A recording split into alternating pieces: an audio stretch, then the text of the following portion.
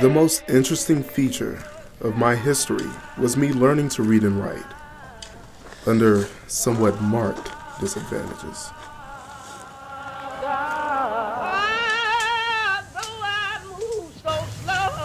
Very soon after I went to live with Mr. and Mrs. Auld, she very kindly commenced to teach me the ABCs. After I had learned this, she assisted me in learning to spell words of 3 or 4 letters.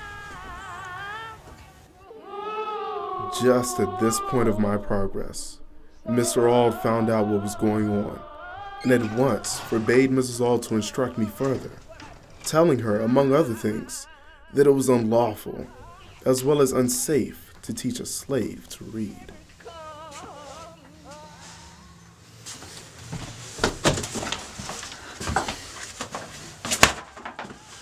Mrs. Auld, if you give a nigger an inch, he shall take a mile.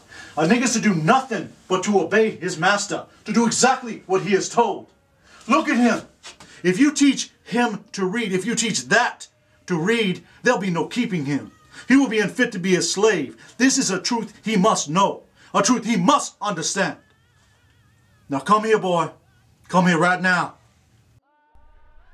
These words sank deep into my heart and called into existence an entirely new train of thought. Trouble of the world, Lord. Trouble of the world.